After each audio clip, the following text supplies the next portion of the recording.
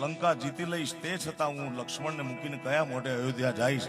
અને ત્યારે હનુમાનજી મહારાજને રુદન કરતા કરતા પરમાત્મા રામ કહે છે, સુનો હનુમાન પૂજા મેરી